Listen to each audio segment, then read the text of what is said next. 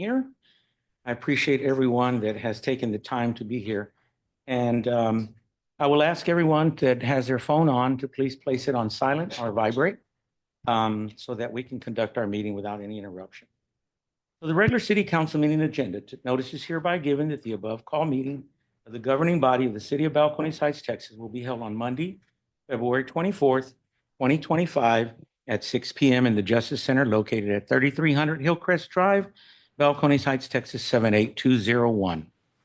To consider and act upon any lawful subject which may come before said meeting, including among others, the following items to be discussed and acted upon. Call to order and recording of a quorum. We do have a quorum. The only thing we have missing is our city attorney, and he is en route. So he should be here in about 5-10 minutes.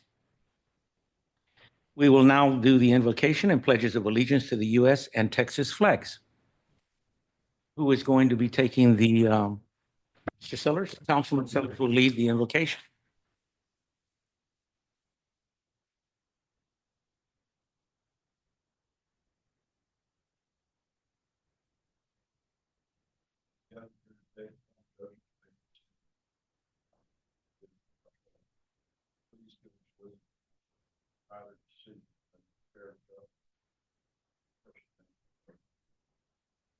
Amen.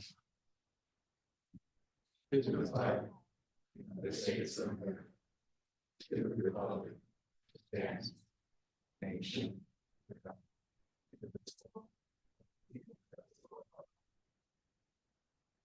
honor and this flag, allegiance to the state.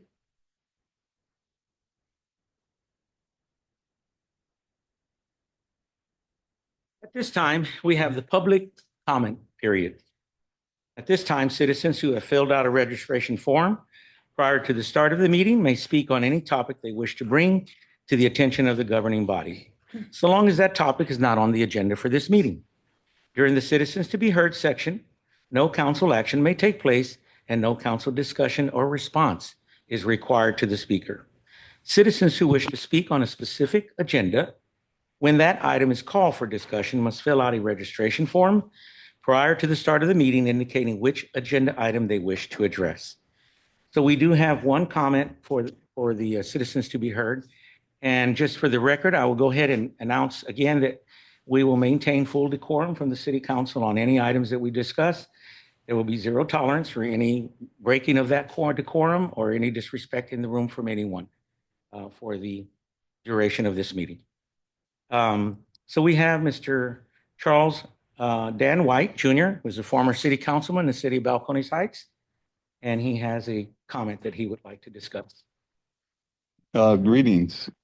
Is that okay, Lisa? Thank you, Council, Mayor. One thing that's bothered me, and it happened months ago, was a closed session of this executive committee. Of course, this is still a touchy old subject. And Council heard items that were brought to them. They decided not to act on them, which is their privy. But the one thing that really bothers me is how did the chief of police get that information in less than 12 hours and confront the mayor? Of course, they had a bad discussion. One thing you got to remember, this is a police station. This is a courtroom. I do believe there's a live feed that goes direct to the dispatcher. So whether you cut the tape or not, it's still feeding information in there. You might check into that. What else? Should have wrote things down. But anyway, hopefully that could get resolved. And I thank you for your time.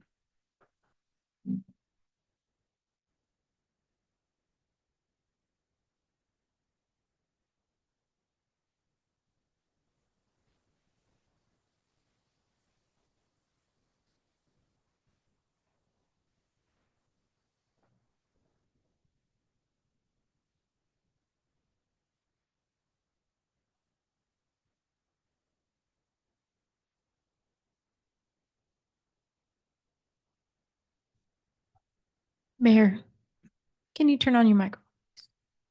Thank you. So ladies and gentlemen, basically, we took a lot of time. We had very limited time to do this in, but we took the time to scrutinize and look at every single candidate that we had. And collectively, we came to a decision that Mr. Joslin was the best choice for our city to lead us in the next direction and generation of the future of our city. With that, I'd like to welcome you wholeheartedly, Mr. Joslin, and thank you for taking the time to apply. We look forward to working with you. Your credentials and your experience spoke very highly. Your preparedness for the interview was even more impressive. And so I want to thank you from my perspective as the mayor of the city for your dedication and duty in the future, now and in the future, for our city. And hopefully we can lead it in the right direction and present all the economic development projects, increase our revenues, reduce our expenditures. Thank you, sir. Thank you, Mayor. You'd like to say a few words to the citizens? To the citizens in the audience, it's an honor to be here in Balcones Heights. I've known some of the past mayors and council members. I've associated with you all at Texas Municipal League conferences, and I truly believe this is an outstanding community. I know that from interviewing with the current council members and mayor, the focus is economic development, revitalization, and then employee enrichment and development. Those things I have tremendous experience in. One of the things that you'll learn about me very quickly is that I don't scare very easily. So I know, hey, there's these things going on here. We got to address them. I have no problem addressing them and being forthcoming.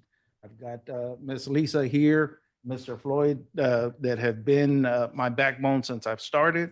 And I look forward to moving forward with the fire chief, the police chief, and the rest of the employees to make sure that we accomplish what the citizens want through the city council. Thank you very much for the honor of serving as your next city administrator. Thank you.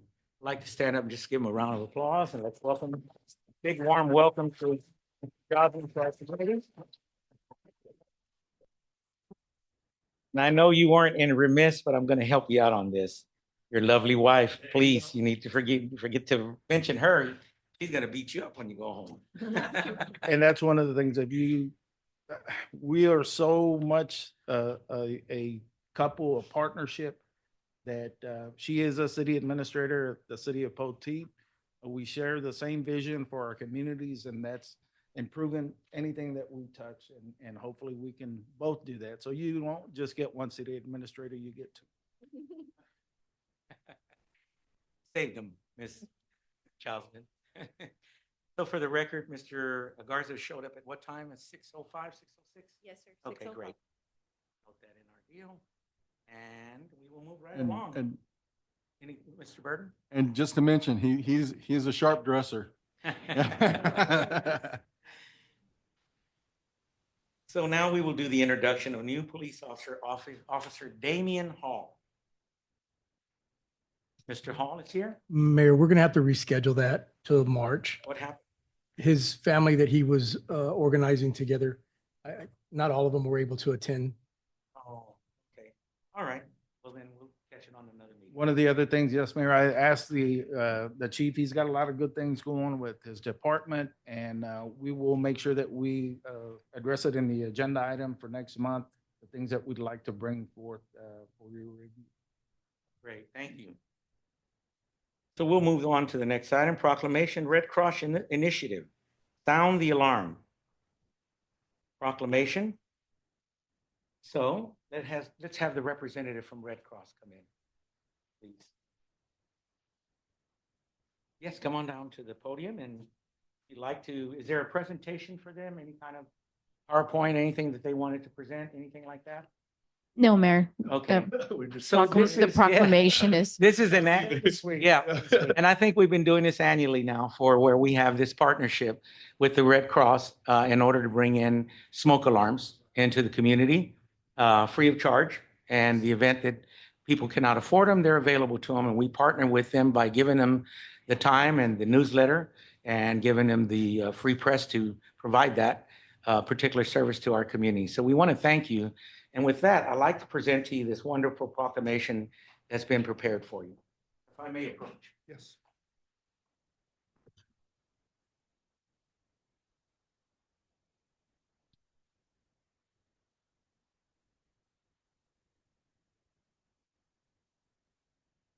If I stand over there. No, please, come on over and wherever you'd like to be. Where would you like me at here? Okay? Okay. Y'all can stand one on each side there. There you go. So this March, we celebrate American Red Cross Month by recognizing the compassionate acts of people in the city of Balcones Heights and by renewing our commitment to lend a helping hand to our neighbors in need. Since Clara Barton founded the American Red Cross more than 140 years ago, generation after generation has stepped up to deliver relief and care across our country and around the world, bringing out the best of humanity in times of crisis. Advancing this noble mission, the volunteers and supporters who now give back through the Greater San Antonio chapter remain unwavering in their commitment to prevent and alleviate human suffering in the face of today's emergencies. Their voluntary and generous contributions shine a beacon of hope in people's darkest hours, whether it's delivering shelter, food, and comfort during disasters, providing critical blood donations for hospital patients, supporting service members, veterans and their families, saving lives with first aid, CPR, AED, and other skills, or delivering international aid and reconnecting loved ones separated by global crisis. This work to uplift our community is truly made possible by those who selfishly answer the call to help, whenever and wherever it's needed. In particular, we recognize Dr. Daniel P. Martinez, Executive Director of the Greater San Antonio chapter of the American Red Cross, for his leadership in creating and engaging in the Ready Communities pilot program. This nationally recognized initiative focuses on building community resilience within Balcones Heights and the broader Bexar County community. His dedication to fostering partnerships and innovative approaches has strengthened our local response to emergencies and brought significant attention to the importance of preparedness and collaboration. We hereby recognize this month of March in honor of this remarkable service of the American Red Cross and the contributions of its volunteer staff and supporters. We ask everyone to join in their commitment to care for one another and build a more resilient community. Now, therefore, I, Johnny Rodriguez Jr., Mayor, City of Balcones Heights, by virtue of the authority vested in me by the laws of City of Balcones Heights, Bexar County, and State of Texas, do hereby proclaim March 2025 as Red Cross Month. I encourage all citizens of the City of Balcones Heights to reach out and support the American Red Cross in its vital humanitarian mission. In witness thereof, I here though set my hand, 24th day of February, in the year of our Lord 2025, and the City of Balcones Heights, Bexar County, Texas. Johnny Rodriguez Jr., Mayor. So I'd like to congratulate you and say thank you so much for everything you've done in our community.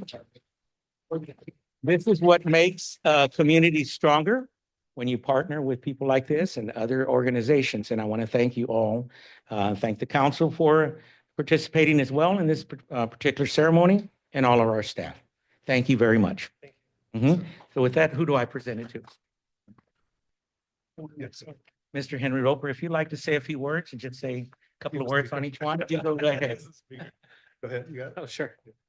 So number one, I do want to thank Henry, not only being a veteran, but also committing his service to giving more impact to our community. With that being said, like the partnership we have with Ready Communities is to help everybody prepare. And preparedness is the number one goal we have to prevent tragedies from happening. So thank you for allowing us to be here and partnering up with us. I look forward to the future. Thanks. Dr. Martinez is sick, unfortunately, so he wants me to, on his behalf, thank you as well. Thank you. Thank you again very much. Safe travels back when you're heading back. You got the American Red Cross behind you. Okay, with that said, now let's move into proclamation honoring Wonder Theater. We have a very nice presentation through this theater group that I have been associated with since my administration. They're a wonderful group, and I think you will enjoy this small little brief video that we prepared for you.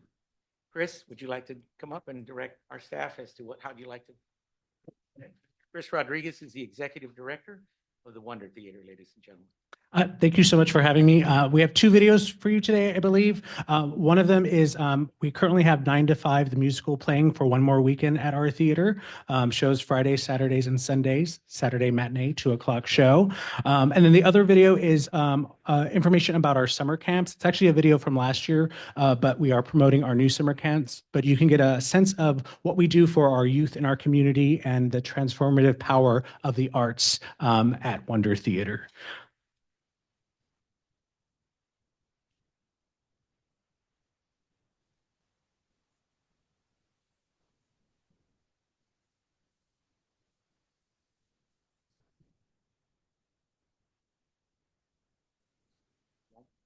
Lights.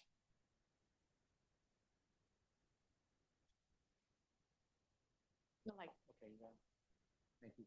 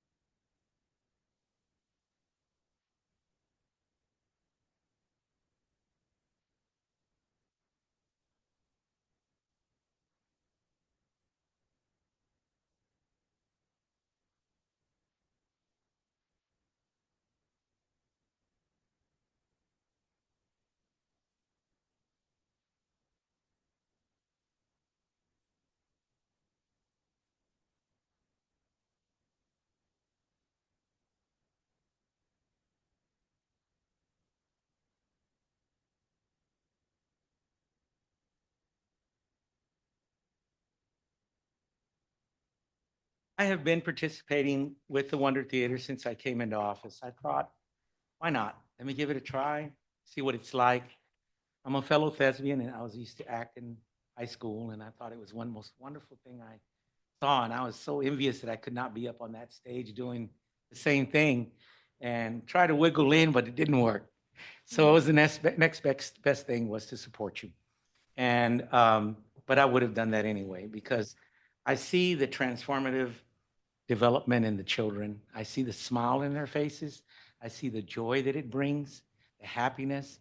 And I can see that these adults that are physically challenged in a wheelchair, moving around, laughing, smiling, singing.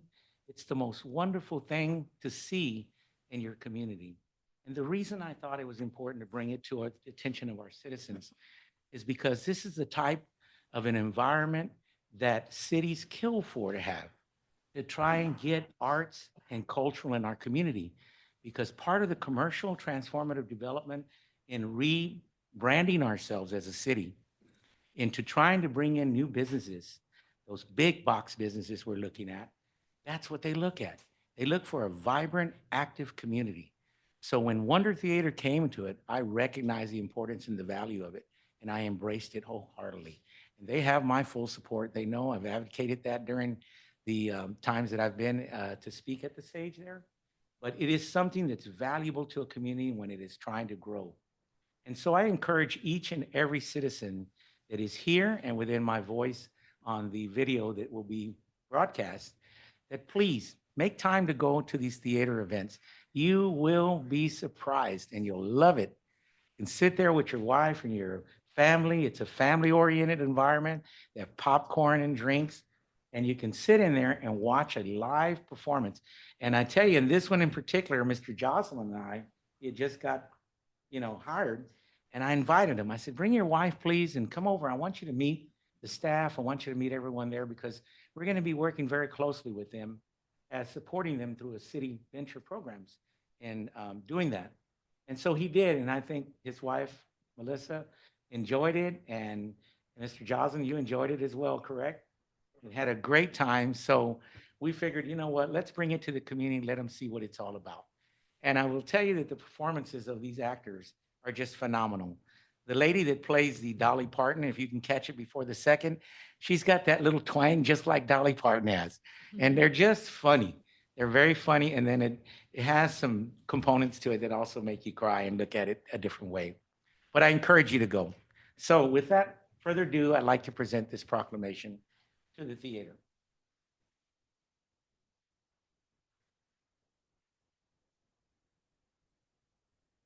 You to please introduce your staff after. Everybody gets to know who your staff is. So you can gather around and take a picture if you like. So we will start by saying the City of Balcones Heights Office of the Mayor Proclamation. Honoring Wonder Theater for its commitment to the arts and community engagement. Whereas Wonder Theater, a nonprofit community theater, has proudly served as a vibrant culture cornerstone in Bexar County for over 12 years, and in the past year has found a new home in Balcones Heights at the Wonderland of the Americas, where the theater continues to enrich the community through its unwavering dedication to the performing arts. And whereas Wonder Theater is committed to producing high-quality musical theater, providing both local talent and audience members with an unforgettable artistic experience. And whereas Wonder Theater actively engages in musical, theater, educational programming, offering students and aspiring artists the opportunity to develop their skills, fostering a love of the arts and empowering the next generation of creative leaders.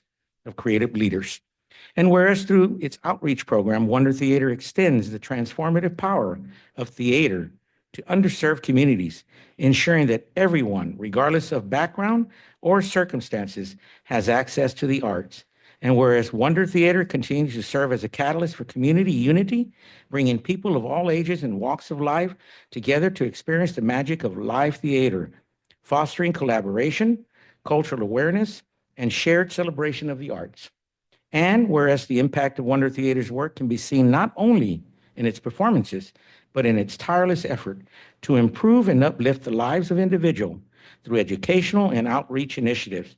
Now, therefore, Be it proclaimed by the city of Balcones Heights that we honor and celebrate the work of the Wonder Theater and its exceptional contribution to cultural vibrancy of our community. We recognize the importance of its continuing dedication to artistic excellence, education, and outreach, and we encourage all citizens to support and participate in its programs, performances, and mission. In witness whereof, I, Johnny Rodriguez, Mayor of the City of Balcones Heights, have hereunto set my hand and caused the seal of city to be affixed the 24th day of February 2025. And so with that, I'd like to say we proclaim Wonder Theater as part of our family officially. Congratulations. Congratulations. Thank you. Thank you. Please.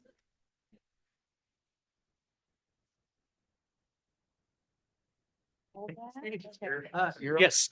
So we have a very committed small staff. A lot of them couldn't be here today because they are currently at the theater working because we have a teen version of 9 to 5 that opens tomorrow. So they couldn't get away. But we do have our development director, Kristen McKee, here.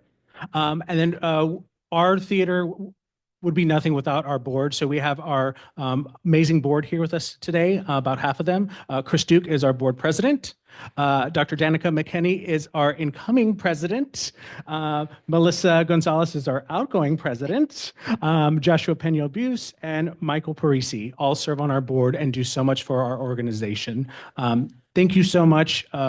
Balcones Heights has been so supportive this last year as we've gained our footing in this new community and the new space, and everyone's just been very accommodating. So we appreciate your support. We appreciate having this platform to talk about what we do, and we hope that you can come check out a show. Chris, would you like to say anything? Sure. Just on behalf of the board, I would just like to thank Balcones Heights for your commitment that you've already shown to us, and your through your attendance and through your goodwill. And I just look forward to how we'll grow in the future together. Thank you so much. I couldn't say any more about you. I think I've said it all. You guys are wonderful. We look forward to many, many years of partnership together. If there's anything we can do on your behalf as a city, our casa is your casa. Thank you. Thank you. Councilman Burton would like to say a few words. Just wanted to say Nemo was great. We Ah. enjoyed. Would like to say anything to the group? You know, as a active participant member of the theater for the last 3 years, before you moved over and into the new location, the program has increased, has become marvelous. That's what you guys are doing. Continue to do what you're doing, and we totally appreciate you.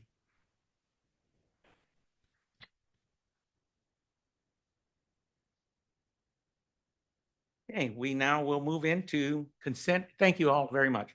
Consent agenda items. May I be recognized, Mayor? Yes, Councilman Sines. Thank you. So I noticed some corrections that needed to be made for the minutes on the special meeting of January 13th, 2025. I sent those corrections to Ms. Merlo, and I wanted to address them here so that way you all are aware of them. So in one of them, Excuse me if I may, real quick. Are you referring to the, because you didn't let me finish, I was going to read the first consent agenda item, approval of minutes for special meeting. Are we talking January 13 you're referring to? correct. Okay, just to specify. Thank you. So for that meeting, on the second agenda item, I did vote for the motion, and Mr. Sellers abstained from that vote. So the minutes incorrectly said that I abstained. So That I is wanted to make correct. sure I that was was gonna bring was that up as updated. well. I also asked Ms. Merlo to add some context to the comments that I made about KPIs being the top 2 or 3 metrics that are identified that help drive the city forward. Those are my comments. Do you have any specific top 3 metrics that you want to refer to? No, that's something the city council would have to review and discuss and vote on. Oh, so you want to add this as another item in the agenda to change the KPI Key Performance Index that we discussed that day that I brought No, up as no, well? no, Which there one- there can you were clarify? none. There were none that were voted on or discussed specifically. You mentioned KPIs and you were talking about their value, but you listed off many, many different Yes, I metrics. did. So I responded to your comments and I said a KPI is a key performance indicator, which is typically 2 to 3 key metrics or metrics that are identified as the most important that the city council will vote on that will help drive our city forward. Okay, well, we'll look at those as they come about, and I'll make my recommendations as well on the KPI as I perform, I brought them to the council's attention on that meeting. Anything else, Councilman Sines? So those are all my comments. Okay, anyone else have any concerns? I was going to bring up that motion by Mark Sines and abstain. I was going to say you can't do both. So, yeah, we need to correct The that. change has been I noted. had Mayor. already checked it out. Thank you. Okay, great. I'm glad he caught it. Anything else? Anybody else have any other corrections that need to be looked at? Any language, any type of concerns? Council? No? Okay. I May I be don't see recognized? anything else? Yes. So Go if there are ahead. no other comments, then I would make a motion to approve the consent agenda items with the corrections that Ms. Merlo has been made aware of. I second that. Okay, we have a second by Councilman Sellers, and let's go ahead and any other further discussion on this? Councilman Valverde will take a call vote. Yay. Councilman Sines? Yay. Councilman Lysia? Yay. Councilman Sellers? Yay. Councilman Burton? Yay. A motion carries 5-0 in favor, no nays. So we'll move over to item number, and if we can, just let's go item by item before a councilman or anybody makes a motion to be recognized. Let's move into the B, approval of minutes for regular meeting of January 27th, 2025. Let's take a look at those and see what we got. Mayor, my motion was to approve all the Oh, consent you wanted agenda to approve items. all of them, okay. Yes. All right, so then we've got them all? Yeah, okay, and everybody approved, that's fine, then we'll move on to the next item. Business items, thank you for the correction, Councilman Sines. Presentation, discussion, acceptance of the audit report prepared by Armstrong Vaughn and Associates for the fiscal year ending September 30th, 2024. Mr. Messick, you're up, and Ms. Kim Roach. Evening, Mayor and Council. On the week of 18 November 2024, Ms. Roach and her audit firm audited the city's financial reports. You have a bound copy of the report that she's going to be summarizing for you tonight. It was a PDF version was also placed in your Dropbox. And Ms. Kim here is going to brief the summary, the one-page summary that looks like this. And so I'll turn it over to her. Good evening, Mayor, Council. First and foremost, I just always want to say that it's an opportunity, it's an honor for our firm to get to work with your city. And as Mr. Messick mentioned, we were out here in November, actually had the opportunity to meet with him as well as Mr. Jocelyn last week to go over this audit in a little bit more detail. But certainly just for sake of time tonight, I am going to hit just the highlights. But I'm happy to entertain any detailed questions or further questions that you may have that I may not address. So as Mr. Messick mentioned, you've got a one-page summary of audit highlights on here. And so I just thought I would touch over those. We did give an unmodified opinion that is usually referred to as a clean opinion, and that means that the financial statements were materially correct. We did not have any material or significant findings, nor did we have any written findings or recommendations for the city at this time. Part of this audit highlight is we want to give you a little bit of a historical trend as well as a comparison to your current final approved budget for the fiscal year ended 2024.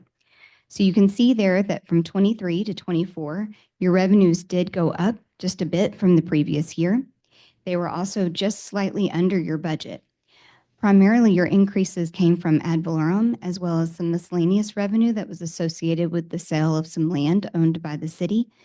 That counterbalanced by the decrease in your permits and your court fines for the fiscal year, but that's what kept your revenues fairly steady from the prior year. Yes, sir. The ad valorem and the sale of the property helped offset the fact that your permits and your court fines were down a bit.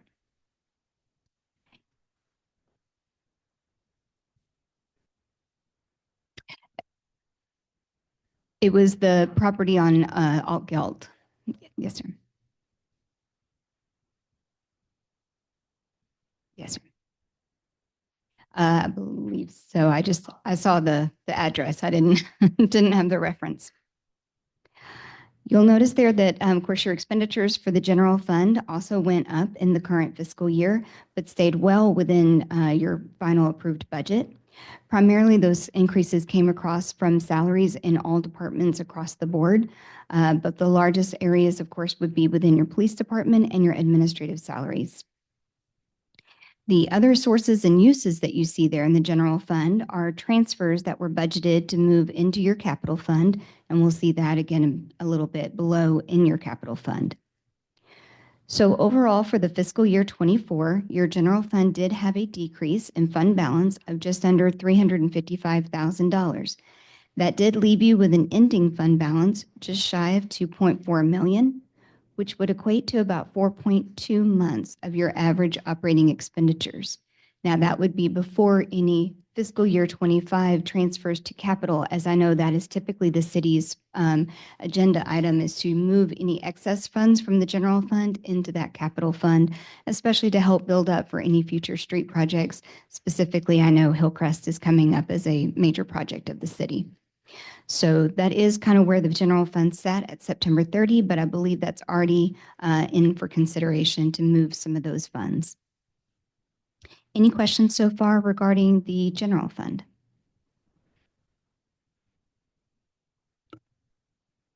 Mayor, your microphone, please.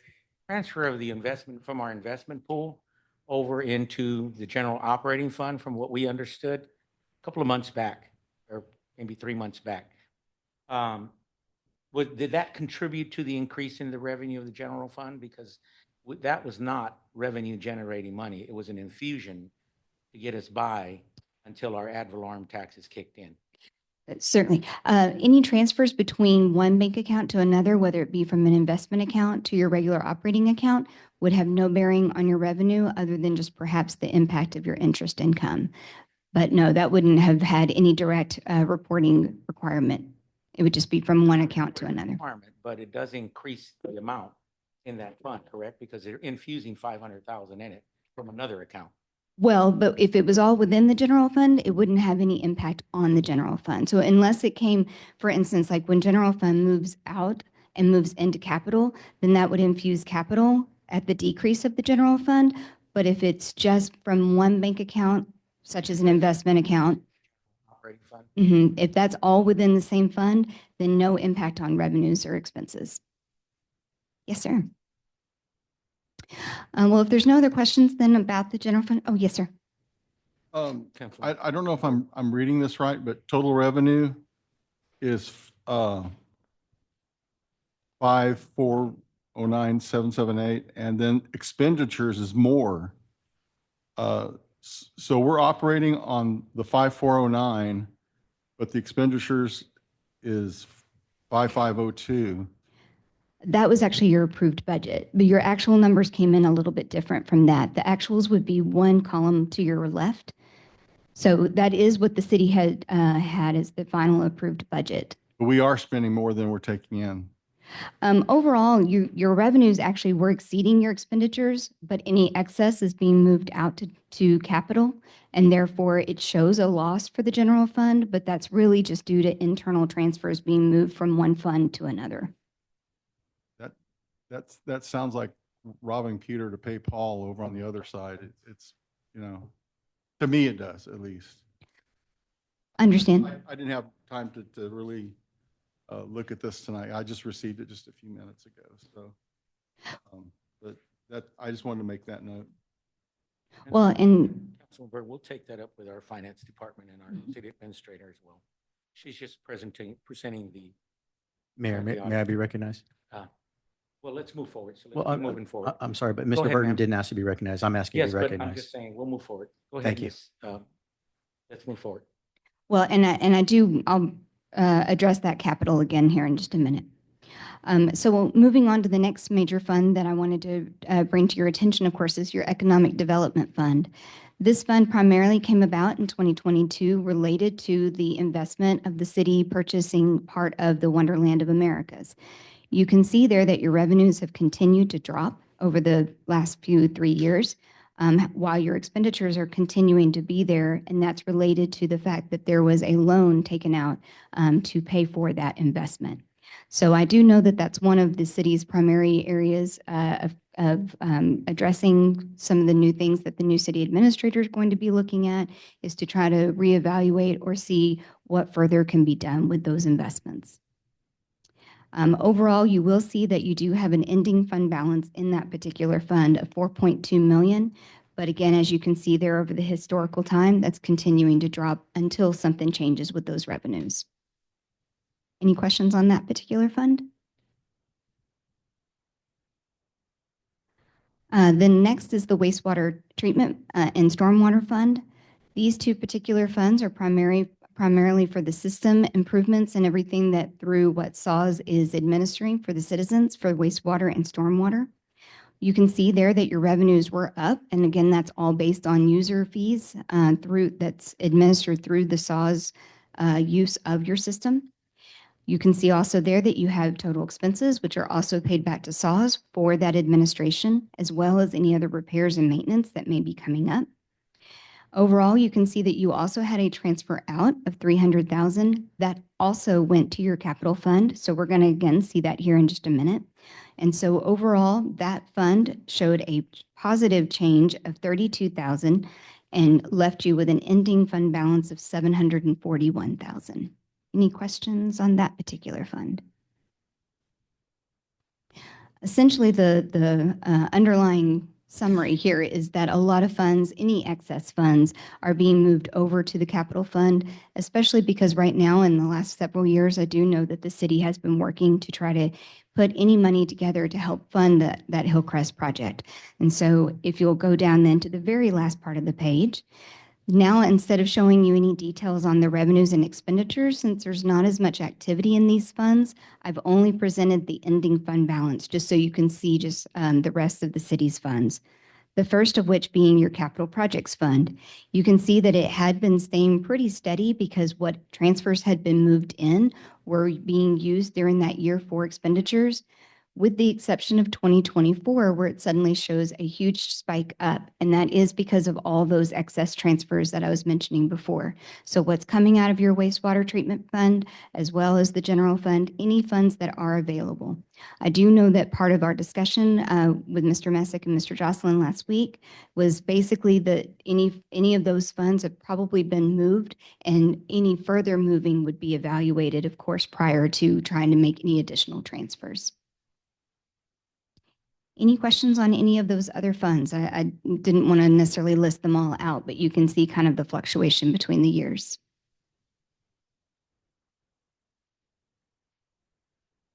Mayor, if I may, Absolutely, Mr. Jocelyn. I want to make sure that the council gets the credit for what they've been doing so far. They understand that there is a dire need to figure our next course of action with our investment that we have and our partnership. I know Floyd and I have discussed that.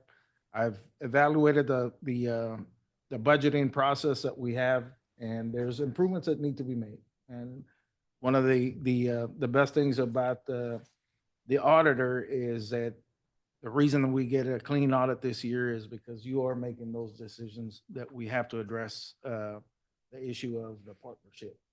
If we move forward and we don't do anything, those things may change for us. So we've been straightforward with her. I know Floyd has, and we will continue to do that.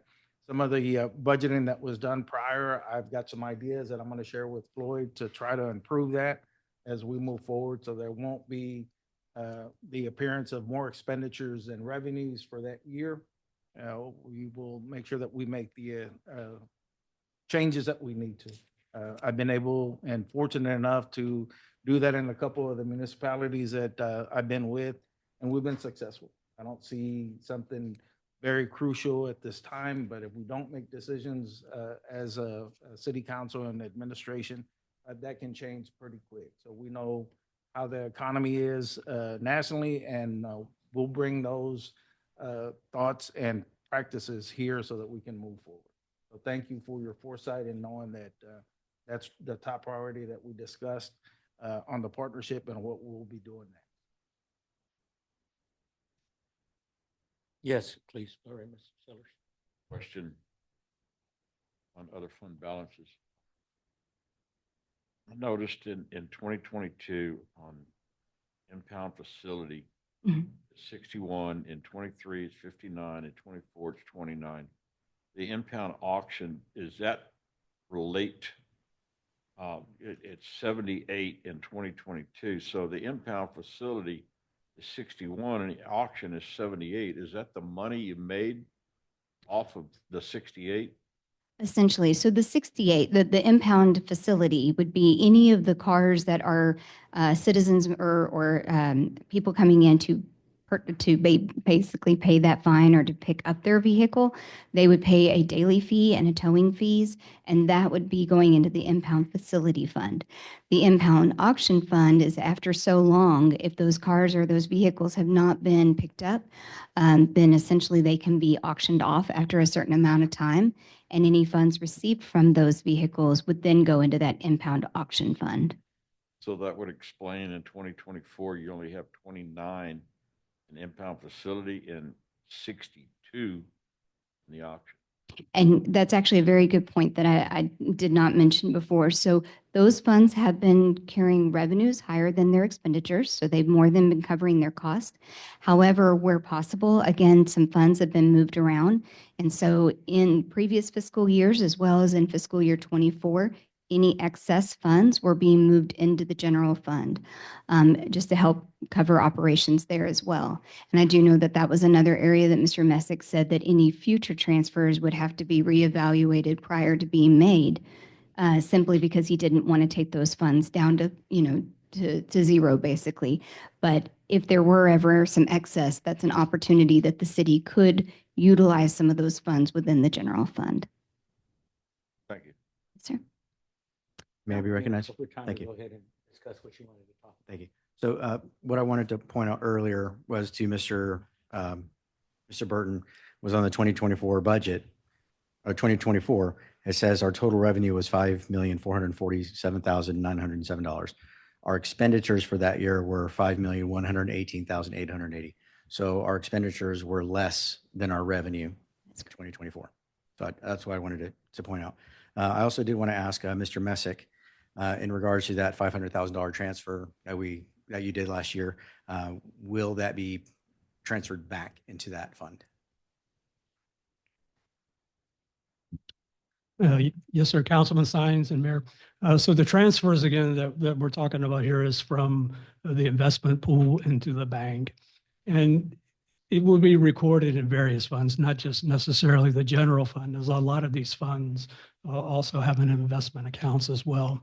So we're not just speaking of just the general fund, but yes, typically in the fall, we're going to transfer money out back into the bank account, not to a specific fund per se, but to the bank account so we can have sufficient operating cash. And then in the spring, when the ad valorem revenues are coming in and we're caught up on sales taxes, we'll move it back out again. And so in March, that's the plan, is to, yes, move it back out from the bank as there's sufficient cash there now back into the investment pools. Thank you. Mr. Messick, regarding that transfer, please provide notice to the council the moment you make that transfer back into the pool. Yes, sir, we do. And it's on your investment report as part of your finances, financial packet every month. Just make sure you send us an email and let us know. Will do. When money's been transferred. Ma'am, I do have a couple of questions regarding the report here. There's one under the uncorrected and corrected misstatements. We believe are trivial and communicate them to the appropriate level of management. Further professional standards requires to communicate the effect of uncorrected misstatements related to prior periods on the relevant classes of transactions, account balances and disclosures, and the financial statements as a whole and each applicable opinion unit. Management has corrected all identified misstatements. Can you state for the record as to what those misstatements are, please? Well, we proposed several different adjustments throughout. A lot of the adjusting entries that we propose are simply very, very typical for a city this size and for staffing this size. There are a lot of times they're going to be year-end accruals. What that particular paragraph is actually stating is if there was something that we proposed as an audit adjustment or chose to not propose as an audit adjustment, if we wanted to leave something uncorrected, then we may choose to do so if it's not going to materially misstate the city's financial statements. All this is saying is that everything that had been identified was corrected and was adjusted. Those things that were corrected. You give them. Oh, Yeah. like number-wise? We corrected some inconsistencies in transferring of funds one to the other, just as an example. Yes, sir. Two, we did this. And just give me some corrections that y'all identified, and they were trivial, but you identified them. Yes, sir. I definitely could not name them all off the top of my head. We have a detailed report that we provide to Mr. Messick that shows all of our proposed audit adjustments. But just for a couple of examples that I can remember off the top of my head, and a lot of this is dealt with timing. So for instance, your sales tax revenues that you actually receive for the month of September are not received by the state of Texas until November of the following year, because there's that 2-month delay between reporting and receiving those funds from the state. So therefore, Mr. Messick usually will make some sort of an adjustment to estimate what those sales tax dollars are going to be prior to us coming. However, if a significant adjustment came up after the fact, then that may be one of the items we would adjust. Also to that tune is your franchise fees. A lot of those come in quarterly. And again, Mr. Messick usually will do an estimate. If something for some reason goes a little bit different from his estimate, either if the actual comes in higher or lower than he had originally estimated, then that would be something we would look at to potentially correct. Another example would be the salaries that are often paid in September or for September, but paid in October. Those have to be accrued back. One of the things that Mr. Messick actually does do that some cities do not choose to do, they allow the auditor to do, is to make that adjustment to record those salaries in the proper fiscal period. But that is something that he typically does, so that's not an adjustment we make for your city. I know there's several others, they're not coming to mind. A lot of the other adjustments we make are related to the items that you do not actually have to record internally, such as your net pension liability. We're required to report that in the audit report. However, the only thing that the city internally is going to report is simply your monthly contributions to the Texas Municipal Retirement System. So that's in one area that we also mentioned actually in that next paragraph, saying that we make those adjustments for the audit report only, but that's nothing that's reported monthly or within your budgeting process. Yes, sir. Mr. Joslin, I'd like to make some suggestions, please, now, if you come on board, our city administrator. One, get a copy of that document that she referred to that she provided to Mr. Messick, and please provide it to our city council to review on these misstatements that were related to the prior periods. One, and then secondly, please make sure that Mr. Messick provides to us this type of audits and any kind of reports like this with sufficient amount of time for us to review this instead of on the day that we're going to be reviewing it and discussing it. It would be prudent for us to have at least a week or 3 days from the time that you've completed this audit for the city council and the mayor and the public to be able to digest when we present it. We need to have that time so that we can instruct staff to make sure that they comply with that in the future to provide those. We have enough time to digest. We'll do that. It may kick our reporting a little further down, but if that's what the council Okay. wishes, we can get that to you and then Whichever is more give you convenient. some time to get that reviewed. That would be great. That's not a problem. Okay, and then the last I have is just under the Public Funds Investment Act. We noticed that the investment training was short from one of the investment officers. Who was that? That was actually for Mrs. Merlot because when she was serving as finance clerk. However, now that she is in a new role, we felt like that was not a significant finding in the sense that even though her investment training had lapsed in that particular role, with her new role, it didn't seem prudent to recommend that she get the investment training now. That's what I thought. I just thought I'd ask. Yes, sir. I have. And just for the, I'm sorry, Mayor, if I Yes. may, and just for the council's information, I did receive my Investment Act training in December, so it's good for 2 years of it. Fantastic. Congratulations. Well, one last positive thing I wanted to leave you with is, and this is actually in your bound reports, this would not be on that loose page that you have, but on Roman numeral page 8, that's VIII,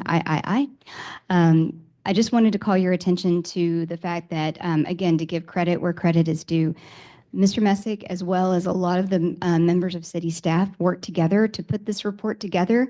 And so this report is submitted to the Government Finance Officers Association to determine whether or not the city can be awarded the Certificate of Financial Reporting and for excellence in financial reporting.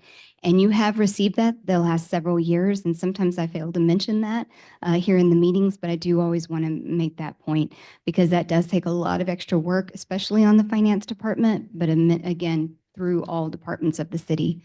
So, yes, sir.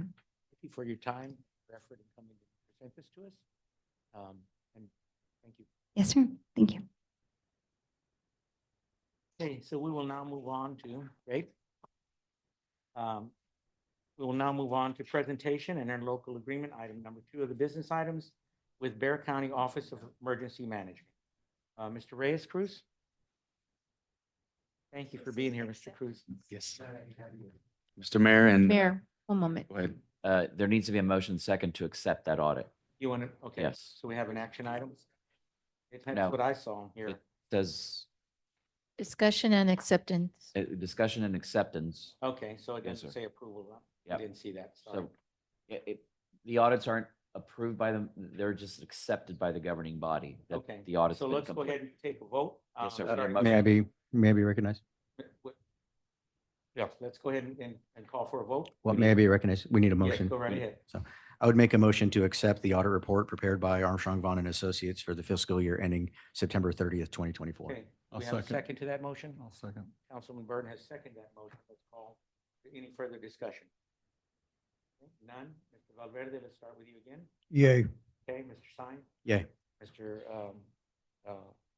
Isaiah, Yay. and Mr. Sellers, Yay. and Mr. Burton. Yay. 5-0. It's accepted of the audit report prepared by Armstrong and Vaughn. There's no nays. Now, we'll move on to item number 2. Presentation on interlocal agreement with Bear County Office of Emergency Management, Mr. Reyes Cruz. You have the floor, sir. Right, Mr. Mayor, City Council, Chiefs, and the citizens here of Balcony Heights. Wanted to just introduce myself. I'm Reyes Cruz. I'm with the Office of Emergency Management for Bear County. I'm the liaison officer for elected bodies. So I stand here today trying to let y'all know that Balcones Heights has that, it falls in Bear County. And with that, y'all may need some help. Whenever an incident gets bigger than Balcones Heights, the city. So we come in and assist with that. And I do have a presentation to kind of explain a little bit of that.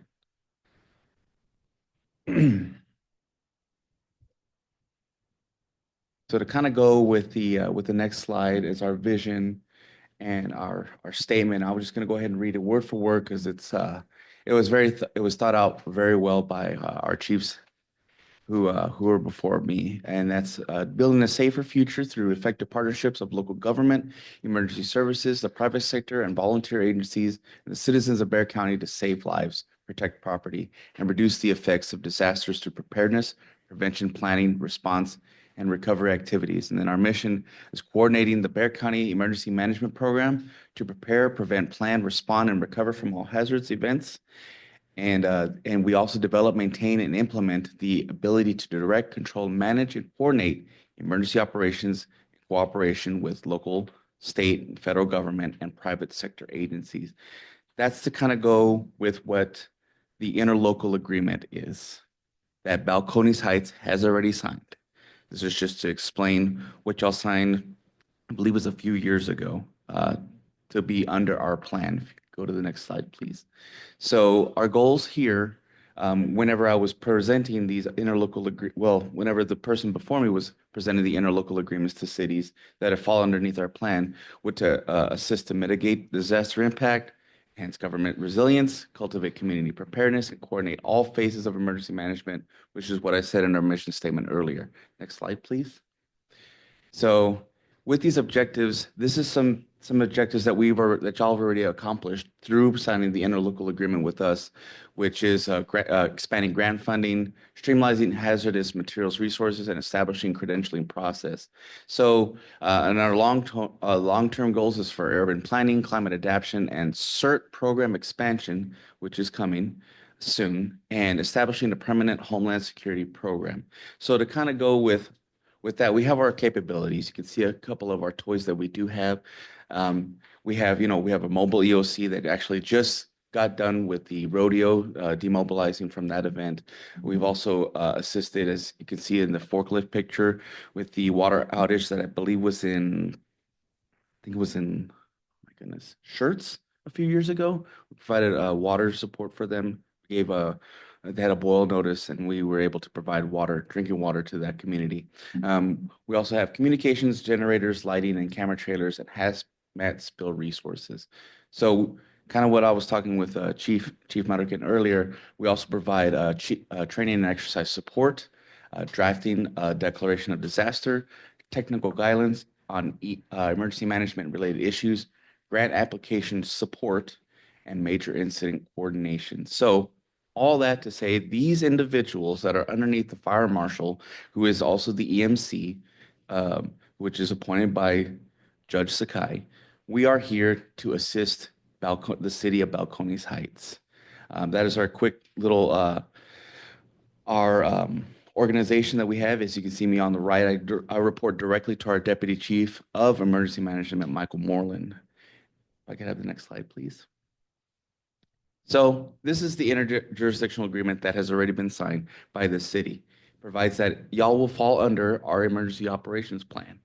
Instead of having somebody, hiring somebody to draft it and maintain it, we've already done that. And we're actually updating it, which I believe you already have a draft of it, Mr. Mayor, from our last meeting, to kind of say to kind of update a few things because it is quite a few years old. We've also gone away from the annexes, if you've ever heard from FEMA, and we've gone to the emergency support functions.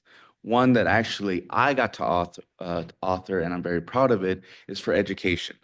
A lot of times you see from other states that education is always foregone whenever there's an emergency. What I mean by that is we'll use COVID and Snowvid as an example.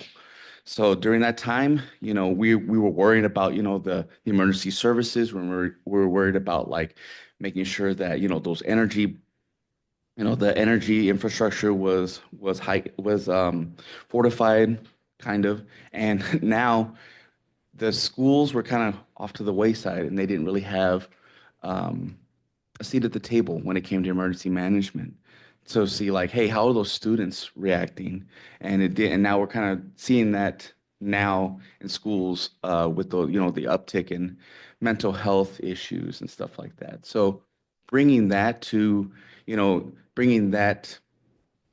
resource to y'all city is I'm very proud to say that that it's going to be a genuine resource, not just for the city of Balcones Heights, but for Bexar County as a whole. And I feel that it is going to be it's actually going to be we're the tip of the spear here because it's not been authored in any other state or city in the US. So very proud. Okay, I'll get off my soapbox. So also, with the emergency management coordinator, we do have the county judge and city mayors manage those emergencies. And then, like your Mayor Rodriguez here would be appointing somebody to be that emergency coordinator, which he has appointed us to fall under the plan. He is the emergency coordinator for y'all city. And then he not really reports, but provides information to us if there's any needs. One thing I will say, we are not here to take over. We're not here to govern anything. We're here to provide assistance and resources. We're not taking any resources from the city of Balcones Heights. We're only providing more. And that's where the mutual aid coordination comes into play. It organizes county level mutual aid support to cities during disasters and emergencies. So if it gets bigger than the city of Balcones Heights, it usually goes to the city of San Antonio. And then if it gets bigger than them, it comes to us. But usually we'll step in right after it gets bigger, whatever incident might get bigger than the city of Balcones Heights. Any questions so far? Covered a lot. Okay, so that's where the emergency management lead comes in, what I was explaining earlier with the mayor. Acts as the emergency management director for the city and represents the governor for emergency purposes. The mayors can appoint an emergency management coordinator for assistance.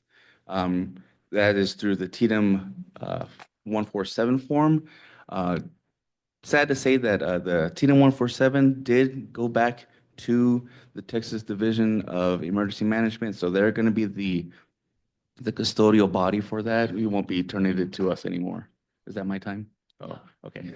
I'm just kidding. Yes, yes.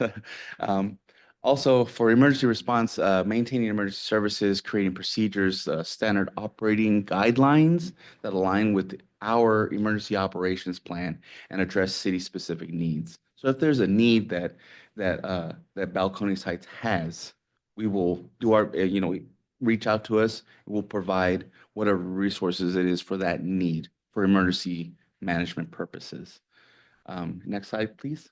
So these are the interjurisdictional agreements and the TDM 147s that has been signed throughout Bexar County. And as y'all can see, y'all are at the top of that list.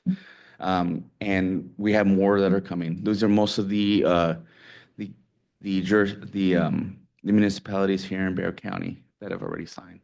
So these are the emergency support functions that I was talking about earlier, and mine that I authored is through ESF 18, which is through our Educational Service Center Region 20 and the Higher Education Emergency Management Committee that I also sit on as well. So one last thing I did wanted to say, that it costs the city of Balcones Heights absolutely nothing. And I know y'all like hearing that price. I do too. And that's the service that we do provide, and we provide assistance. And I know Mayor Rodriguez did say this at our last meeting that we did have together, that we were able to assist the city of Balcones Heights with a grant. Is that correct? So just wanted to say that, okay, yes, all right, awesome.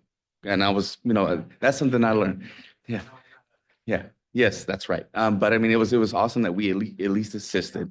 So it comes through, and it's not anything that's going to make us look great. It's going to make the citizens here look. I mean, giving that resource to y'all. So with that, is there any other questions, comments, concerns? I would like to ask, other than power, water, and food, what emergencies other than that can you elaborate on? So other than just power, water, and food, you also have communicable diseases, like especially with this little measles outbreak that we have here. I know that's probably what you were alluding to. There's plenty, we have been with the public health department here in Bexar County and with the city to kind of see if there's any issues or anything that needs to be addressed to all those municipalities here. If it does affect, y'all's municipality, it will be communicated to the mayor and to the chiefs and to the rest of the city leadership here. Is that what you're kind of going to, council? Yes, sir. Of course. Well, Mr. Cruz, I'm glad you came and I invited you to be here because this falls in line with what I'm trying to do for our city. Sir. And as I mentioned when we met, we're trying to take a proactive approach because our world is changing so fast and quick. I mean, it's just a situation that we never know what's going to be around the corner. Yes, sir. We've got terroristic activities going on. We have shootings going on in schools. We have, epidemics going all over the place. Yes, sir. There's civil unrest in different places, and it's imperative that we prepare ourselves and be proactive. And so I've been advocating for our core delivery services, such as our police and fire, to be prepared. So I had instructed at that time, we didn't have our permanent city administrator in place, but I had instructed staff to make sure that they do a practice session of some sort. And we haven't seen it yet, but we've got a new administrator, so I'll be instructing him to make sure he follows up on that. Yes, sir. Our fire department personnel has done an excellent job in keeping us informed. He sends us emails and texts all the time. Our chief of police has been doing the same when we have things going on in our community as well. But we need to take more of an active approach, and this is one of the steps we're taking to cooperate in an interlocal collaborative approach together And I wanted to make sure that the city knew and understood all these wonderful services that you offer, and also in terms of grants as well. Yes, sir. Because those are available. I didn't hear you talk too much about that, but if you can just touch on that. Yes, so with the grants, we only provide assistance. We can only lead the horse to water, that sort of mentality. But we can also provide, finding those grants out there that, that your city would be able to benefit from. And we have plenty of resources, and now we have a little bit more on staff now to assist with that. To not for even along the lines of application and seeing the grant through and seeing the process that it would take for it to be approved. Yes, I'll be encouraging our staff to make sure they communicate with you, and of course. we'll start strengthening up and then perhaps lead into another generational path that will keep us safe. Yes, and one other thing I did fail to mention is that Mayor Rodriguez was at our inaugural Suburban Cities Emergency Management Committee, also known as SCEMAC, as one of the participating cities there to provide, those meetings are going to happen twice a year. It's to provide, those cities that fall underneath our plan, that communication hub, like best practices, things learned, lessons learned from certain incidents, and provide that information that, either the cities can learn from and take to, their respective councils. All right.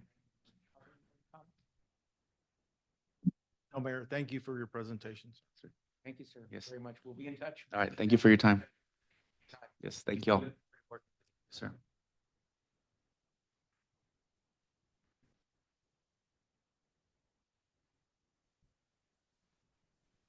So we now have item number 3, discussion and action to enter into construction agreement with R.L. Jones for the Crestview Phase 2 street reconstruction.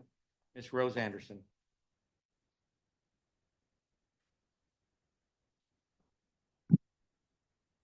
Good evening, Mayor and Council. Tonight, staff is requesting approval for the negotiation and execution of a construction contract for the reconstruction of Crestview Phase 2 with R.L. Jones LP. On January 22nd, 2025, the city held a bid opening for that project, and 6 bids were submitted that day. R.L. Jones was the second lowest bid.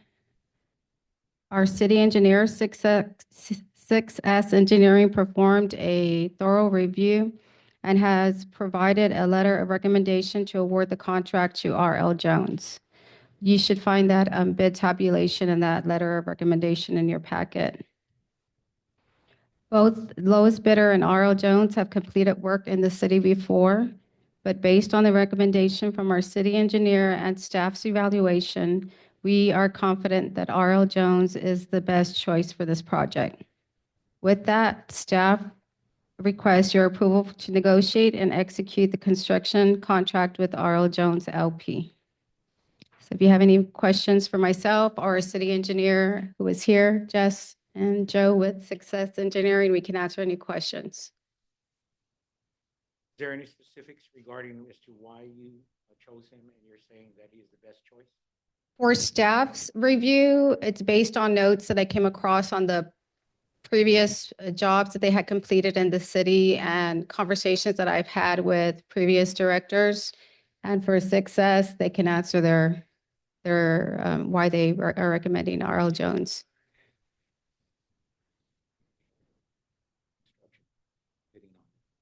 Did I what? I'm sorry. Can you repeat that? Did you undertake any bidding process on this particular project?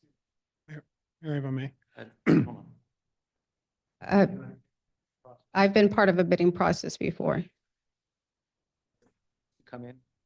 Yes, Jess, yes, we did. So do y'all have any questions for him? Yeah, I guess we'll. R.L. Jones. No. Mayor, if I may, thank you, ma'am, for an excellent job. Rose and I have been working on this project, and fortunately for us, 6S Engineering just went and I worked together in Floresville. I value his opinion and his analysis of things. Ms. Rose has done her due diligence. I'm going to turn it over to Jess to talk about that, but we did visit with our city attorney once the agenda was posted. in regards to the wording on the agenda. So we're going to talk about that a little bit after he does his presentation, if we may. So you scrutinized it pretty well. And looked it over. Oh, most definitely. She did an outstanding job on that. And then Jess and I, like I said, we've got a good working relationship. So I visited with him over the phone. I said, my councils are sticklers on things like this. Why is it the number 2 bid that we're going? Wasn't much of a difference in there, but the quality of work that they produce is exceptional, my understanding. And I asked him to come here today. He was in Utah this weekend and we talked over the phone. I said, you better be here because we need you. So, Jess. Thank you. Thank you, Mr. Jones.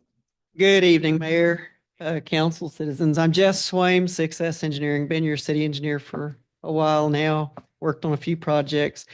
We treated this project the same way we have your previous CDBG projects, which we put out a bid with a qualification. So it's your apparent low bidder plus qualifications is the way we look at it. I've worked with all these contractors here except MTL. I've seen them bid some work for us over in Live Oak. We're city engineer for the city of Live Oak as well. We're wrapping up about a $18 million bond with them. And, a lot of contractors on that they're big contractors. This is a smaller project in our world. Our engineer's estimate was $636,000, and our estimate comes in about the middle of your 6 bidders. With Pronto Sandblasting being your parent low bidder, we first go to the financial statement and the qualifications. And in this case, Pronto Sandblasting provided qualifications predominantly from saws. Didn't really list much road work. Well, we're not doing water and sewer here. We're doing a roadway job. That was one of our deciding factors here predominantly, because if you look at your 2 lowest bidders, Pronto and RL Jones, you had 574,970 plus 00, and you had 581,000. They're relatively close. RL Jones has worked here recently. Are they perfect? No. Are any of these? Are your engineer? No, none of us. It's a team effort. But based on the data and information that we review and are provided in the bid process, this is our recommendation to go with RL Jones. That does not mean council has to go our way. That just means that's our recommendation as your city engineer of who we think is the most qualified and prepared for your project at this time. Mayor, if I may add, this was not strictly a low bid. Price was a factor. Qualifications and other things, experience were also factors. And I believe that's why they're also recommending RL Jones, because it's all those factors. The one thing I do want to make point is the agenda caption said discussion action to enter into construction agreement. We need to modify that. Whoever makes the motion is authorizing the negotiation and execution of a contract, because we don't have a contract yet. We still need to negotiate that contract and execute that per the specs that are being recommended. The reason I had brought it up was because I had some complaints in the past when there was a Crestview project that was undertaken, and also on Pleasant Road. Some of the citizens had complained that it had caused some foundation problems in their homes, that the shaking of the machines and it broke the foundation, and they tried to file a claim with the city regarding that. So there were some concerns there of that contractor that I had in mind and remembered. And then also there were some problems with some of the entry points of the driveways that were being constructed at the time. Some of the citizens were not fully satisfied with the way that was done. They had to come back and recorrect those. And I think Mr.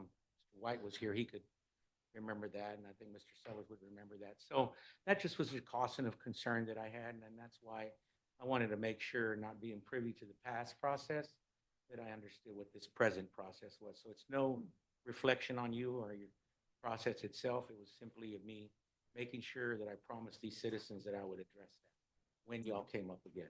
Yes, sir. Okay, so just make sure that we understood that, they understand that, and we are cognizant of these problems with possibilities of people with their foundation or construction. You're going to have that when you got these big machines. Yes, sir. Promised them I would bring these things up. Well, thank you for bringing it up. It helps us to keep an eye on these things too in the field. Mr. Mayor. Stone, is there anybody else? Go ahead. With what the mayor said, that reminds me of, I know that we have a code compliance personnel who's unfortunately is in the hospital right now, I guess, recovering. But I want to know who's qualified to inspect the work being done.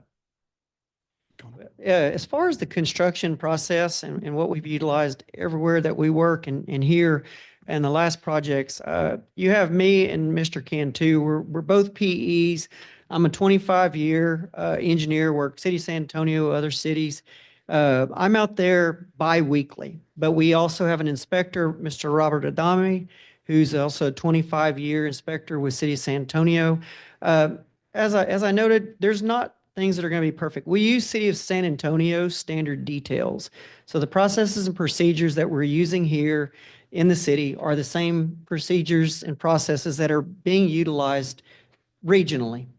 And these contractors that are selected, like I said, there's only one of them here I don't know. J3 worked for us over here in Leon Valley. Alamo City's done numerous projects, City of San Antonio. These guys are all aware of the standard construction specifications.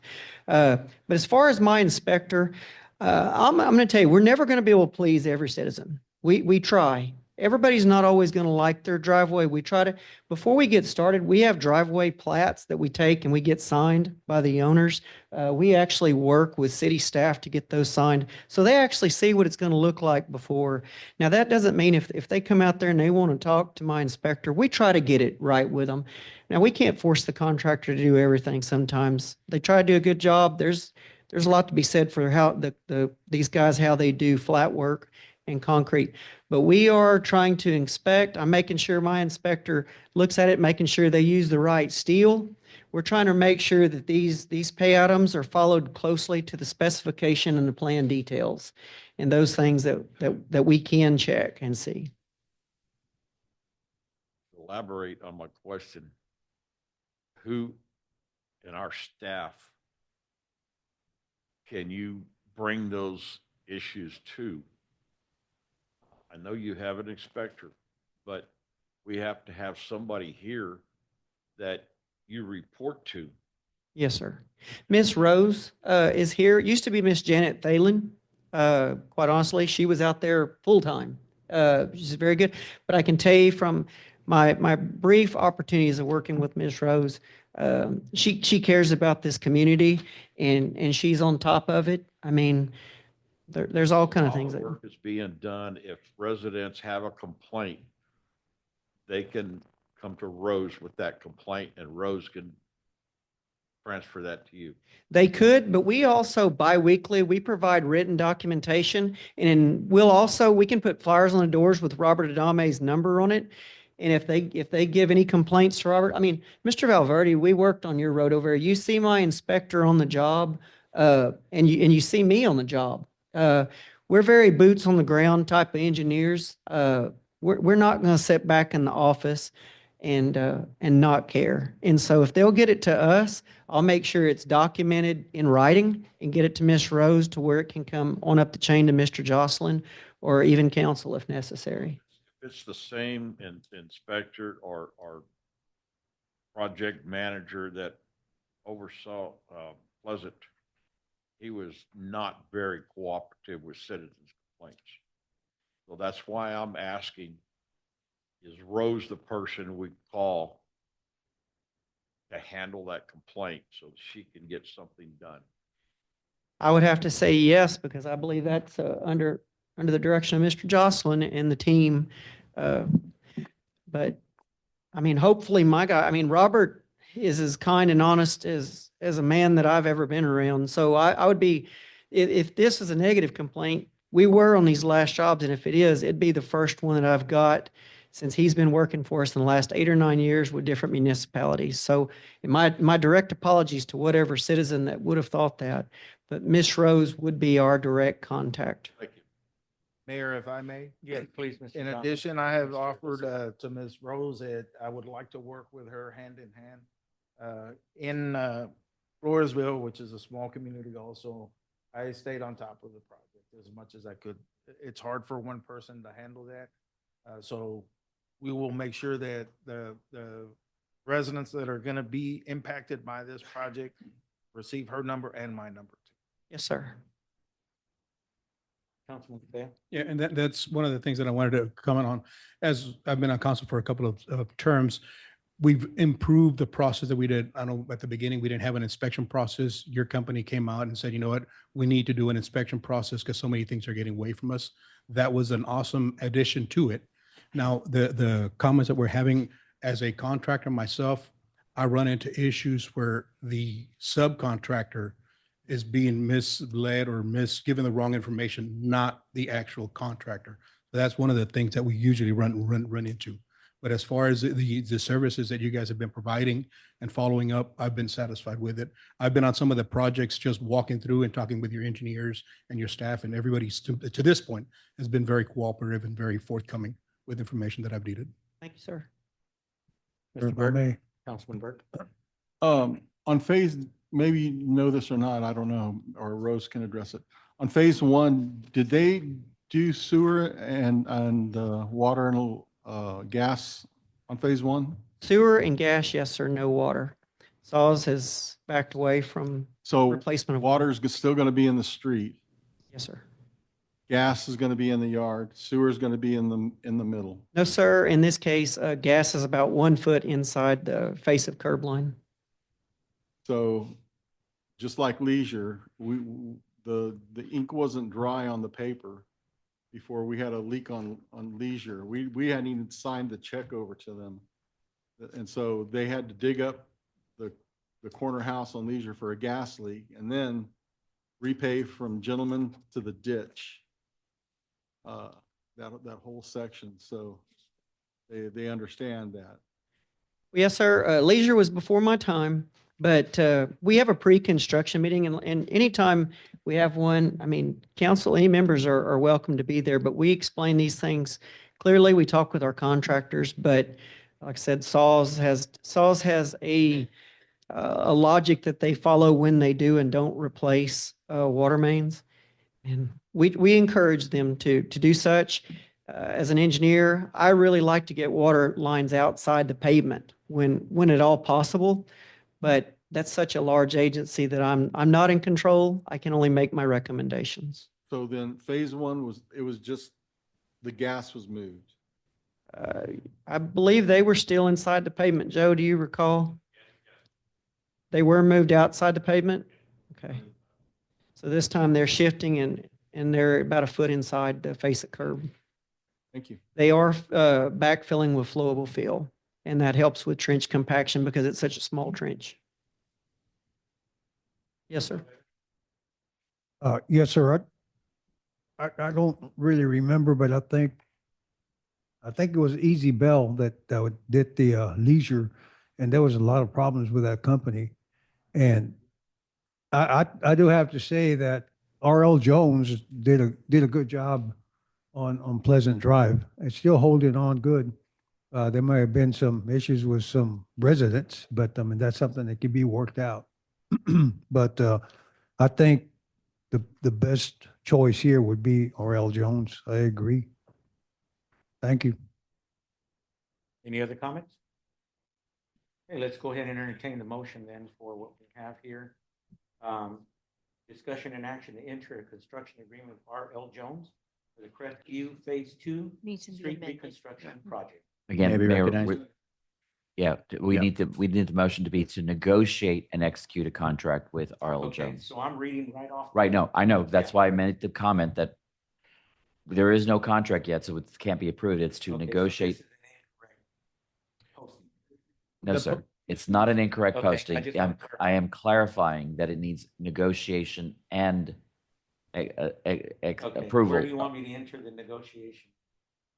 The clarification, So- how do you want me to read it? Discussion and The action? Mayor, discussion may I- and action to negotiate and enter into a construction agreement with R.L. Jones for the Crestview Phase 2 Street Construction Project.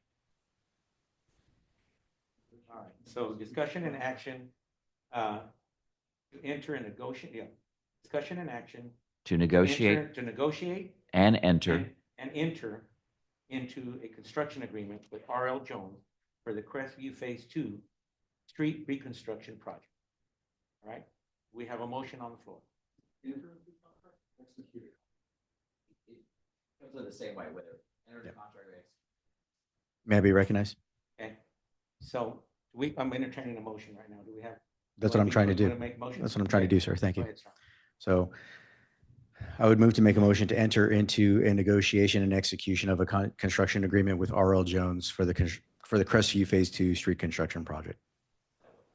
That'll work? Okay, so do we have a second to that motion? I second. Councilman Burton, you have a second? Okay, it's okay. So we'll call for any further discussion? None? Okay, so we'll call the vote. Let's start with Mr. Burton. Yay. Okay, Mr. Sellers, Yay. Mr. Lysia, Yay. Councilman Sines, Yay. Councilman Ledbetter. Yay. Okay, so we have 5-0, motion carries. Mayor, if I may speak? Yes, you may, sir. Okay, thank you. I spoke with our city secretary and our legal when the agenda was posted, and there were several ways we could have handled this. Amending the agenda and reposting, and I'm not a fan of amending agendas because then we get a little confused which agenda are we working on. The legal made the recommendation that we take the action that we just did, and I agreed with that. So we'll ensure that the next time we look at all the agendas, because of my training, I was out of the loop, and I think our city attorney didn't get the agenda to review it, or if he did, we might have had some miscommunication, but we'll fix that. Thank you, Mr. Goslin. There's no further discussion on this. We'll move on to the next item, number 4. Department reports and Q&A, Police Department, Fire Department, Community Development, Economic Development, and Public Affairs. Do we have any comments from staff or council? I may, sir. As your new city administrator, I've done this several different ways. I've sat with the executive team members in regards to their reports, very detailed reports, very awesome reports. In some municipalities, I ask them to come up here and do the whole report in front of you and allow you to ask questions. In others, we can do it this way. I didn't want to change anything from how it was done before. I have all the utmost confidence in the staff that I have that they can do the presentations and answer questions. We just want to make sure, and I want to make sure that they believe in me, that I am here to be the buffer between the council and the staff in instances where it may become a feeling of being pressured and not knowing the answer. I don't think that we are at that point. I have dealt with our mayor and I've dealt with the city council members, and everybody has a different approach, right? And I respect that. I can stand here when I do my reports to you in the future, and I can answer just like the auditor did, just like Mr. Floyd did, and be able to answer those. So we just want to I would like to get some feedback from you. We don't want to make our meetings very lengthy. So we left it like that this go around, but if you want to change that, yeah, feel free. Mr. Sines and I visited today on a couple of things. If you've got ideas like that, I'd like to hear them. That way we can move forward in a way. What I see in regards to staff reports, that if we do them up here, the citizens get more information than if it be in your packet and they can review it online if everything's on there. But it does take up some of our time. I want to ensure that the people that report to me directly understand that I'm here to serve them, right? We're servant leaders, just like the mayor, like your council that you have displayed to me. Mutual respect is something that we value very much, and we want to make sure that we get you the information that you want. I've asked them that no matter what kind of interactions have been here before, we're going to try to change that in a positive way, because I don't see anything that anybody on the diocese is doing that makes me feel like you are picking on me, right? And I don't want my staff to feel that way either. So think about what you'd like to see from this day forward, and we'll accommodate whatever the council wants, because we believe in the job that we do, and I know that we're very capable. If we're not, then obviously changes will be made as we go forward. So I appreciate it. And if you've got any questions for the staff, feel free to ask. And I know I've been sending you some pretty, not detailed reports on a weekly basis, and I'll improve on that. I'm just trying to get my feet wet and move forward. So thank you very much for allowing me to be your city administrator. And on behalf of the executive team, we're here to make sure that we provide the service that you need, right? We're not going to shy away from the hard stuff.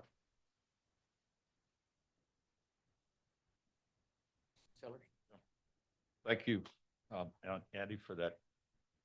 In the past, I believe we've had the police and the fire do their own report, and we ask questions accordingly. I'm up to anything better than that, you know, or more expeditious than that. But I do have some questions for the police whenever. You have the floor, sir. Go right ahead. I'd like for the Still have the floor. John to start. I wish I had that itemized statement here in front of me. But when I saw it before, on the first paragraph, you had 59 tickets written out. Is it, you have that in front of you? Yes, sir. For our citations issued for this month on the council packet. The next paragraph down from the 59 tickets, you had 60 dismissed. Not that.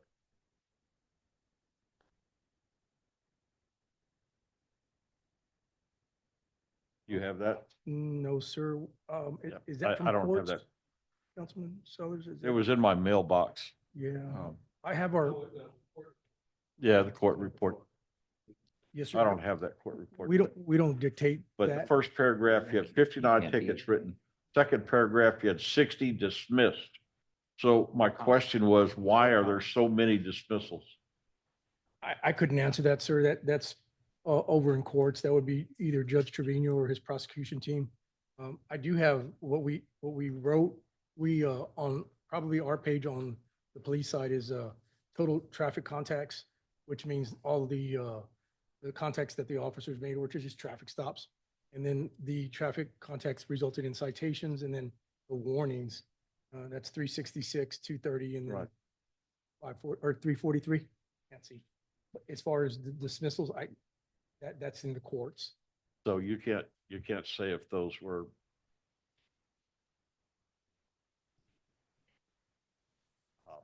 say insurance that was brought up later, you know, that they didn't have on them at the time, or if that was bogus tickets, or No, sir. you don't know anything about. No, sir. Yeah. That's in the court world. It's just curious to me, council members, that there's 60 dismissals. And I want to know why.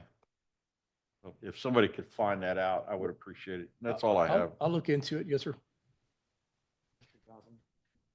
Most definitely. I will visit with the prosecutors in the municipal court and the judge, try to get some of those answers. Mr. Valverde? Oh, sorry, I thought we were going to the announcements. I got an Anybody annou- else? I have an announcement. Anyone else? Any comments for the staff? So I think that on my part, you and I have spoken, and I have been conducting myself in which I don't communicate with any staff. I go directly through you.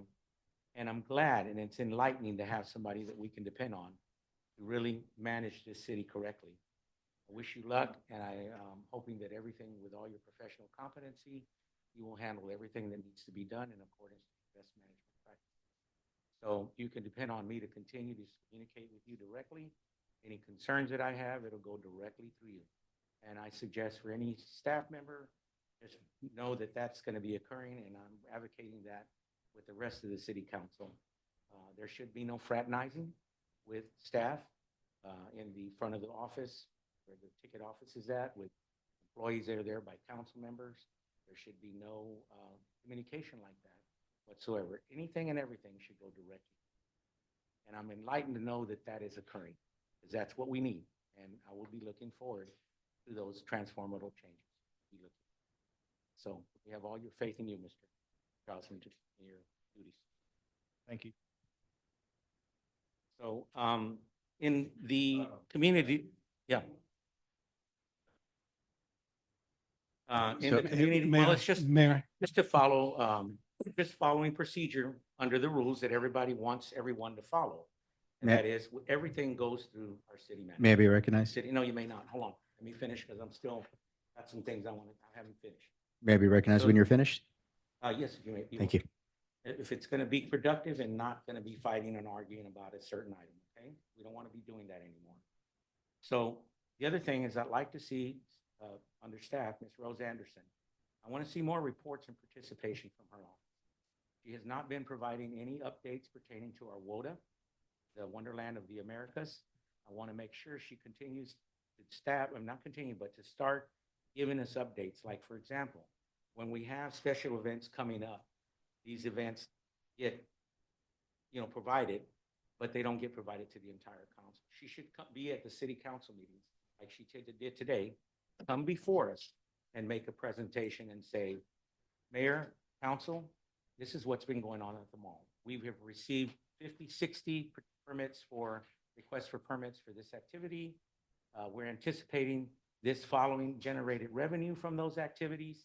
And this way we can keep an eye on what that mall is doing and it's producing in terms of activities and how much revenue we're generating from it. I know that some of that's in the reports, but it would be nice to have her come up before us, being in charge of that department, to bring us a presentation. Okay? Okay. And then in reference to the status on the dispatch equipment upgrade, I'd like to see if our chief can provide that status report, because I had some very disturbing news. I just happened to be walking into City Hall and I said hello to the dispatcher, chief dispatcher that's here. We said good morning, exchanged pleasantries, and then I asked him, so how are you enjoying the new equipment and how do you like the new chairs that you have that we're able to get for you? And he goes, what equipment? We don't have any workstations or anything. Really? I said, well, how are the chairs coming along? And he said, yeah, those are comfortable and everything. And that was it. That's all we said. I said, okay, well, that's strange. So, Chief, I'd like to know what happened there. Why we've gone so far right now. We've gotten approval to get that equipment installed, and that equipment is just being installed over month, and it hasn't been installed. My understanding, connections or some sort, electrical connections. Well, to be Mayor, able to connect? I gave y'all an update that the project date was preliminary on April 2nd, I believe it was. I have a whole folder with that. On the 19th, Bear Met came in also with evident recorder, because that was also approved. So back to Mr. Lotta, he went ahead and he just submitted a letter to Bear Met 911 asking for the recording system that we needed for our 911 calls. So, which I thought was going to be an extensive meeting, just winded up being more of like a layman's terms, just a powwow. We decided at that point, let's go ahead and bring in Davila Electrical, which they've always been very good with us and have always been giving us probably the best prices when we try to acquire price quotes. But the project date hasn't changed. It's always been April, I believe it's April 2nd. Let me double check that. But I briefed y'all. Let me go back and check my notes, but we're looking at that date. But prior to, I also informed y'all that our dispatch is going to have to remove themselves, and they'll probably be at the quarry run, which is the main center for Bear Met, and we'll be dispatching from that point. But the project manager that was placed from Bear Met 911, she hasn't coordinated anything as of right now. So I'm guessing as we're going into March, and she indicated that as we get closer to the April project date, I don't think it's going to change, but if any changes do occur, I'll definitely let everyone know, of course, Mr. Jocelyn, and we'll shoot that out, but nothing's changed. What's the name of the project, Mary? Not been coordinated. It's your- No, I never said she wasn't coordinating Yeah, with you me. said project manager has not. I want to say her name's Exandra, but I'll check my notes. Will you please follow up with staff with that and provide that information? Mhm. So you can follow up. And secondary, how is our reserve program? Last time I got another report that it's ongoing, that we've onboarded. We have 6 total. Where are we at on that now? We're bringing one on from, it was actually, we met him through Bear County.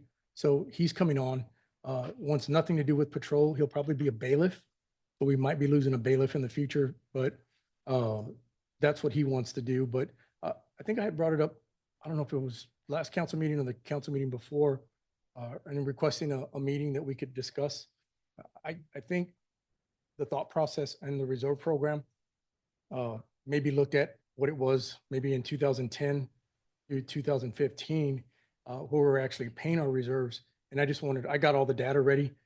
So I know everyone's been busy, but I just wanted to kind of focus on that when we had probably up to 20 reserves. I know that's been brought up before in the past here at council meetings, but it's totally not the way it used to be back in those days. So I just wanted to show, and then what happened, what the city went through, why we dropped in reserves, and why we're not acquiring that many reserves anymore that want to basically work for free, because we were paying our reserves back through 2010 through 2015. When we stopped paying them, we saw the decline. And whenever we can set that meeting up and whoever wants to attend it, I'd be more than willing to show the data from back then compared to now. Can provide some substantiating information pertaining to those statements you just made, where reserves are not wanting to work anymore for free for their hour. And it's not for free, it's for an exchange for them carrying the badge and the commission. Well, I know that there's a lot of reserves because I'm in touch with them that are available and accessible to getting and building up the reserve program. And I think that we need to take more of an active, proactive approach to that. And after it, since the last 4 or 5 months, minimal, that I've been discussing this with. Yes, sir. And you're only one up reserve. And so I'm concerned because we have like $4 million out outstanding warrants. That's a lot of money. And that money can be collected. When we had an active person that was out collecting, a warrant officer that was doing that, he was collecting a lot of money, close to like $150,000 a month. Yes, sir. And he was doing very well. So we need to get that back again because that's resource of revenue for us. And that's all I'm after, Chief. I'm not after you directly on anything other than to respond accordingly back to get that for the benefit of our community. Because, you know, we have this money going out for the mall and all this other stuff. Mhm. And so I needed to get more revenue into our community. So I'll work more with the revenue, chief mayor on that. less expenditure. Yeah, So thank you, sir. I appreciate that very much. Yes, sir.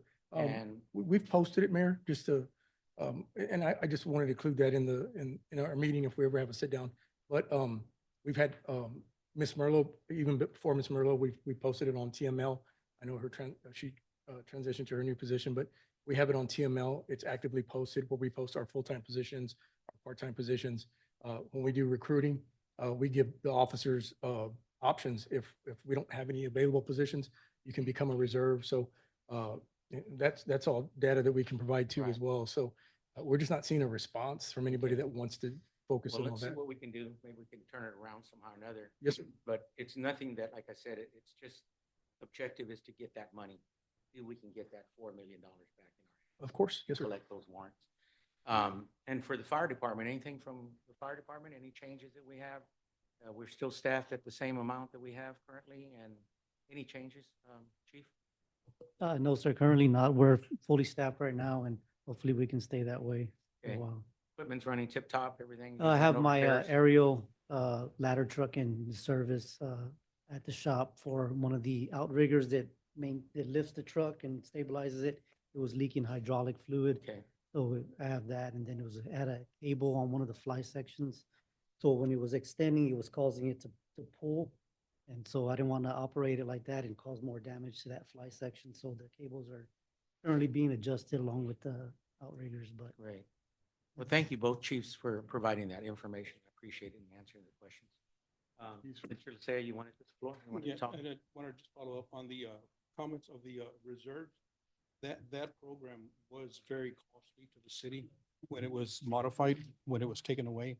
And if I'm not mistaken, what we did is took the warrant officer out of the equation and went to the collecting company. So where we weren't paying out as much, but the revenue would still come in. So it's not coming in directly, but it's coming in through the collecting agency that the city uses. So, but that I know I was one of the ones that questioned the process we were doing when we were paying that amount. So just wanted clarification that the warrant fees are still coming in, but just not through the warrant officer. Okay, thank you so much. Appreciate it. Anyone else? Councilman Burton? On your fire truck, the big one, the bucket truck.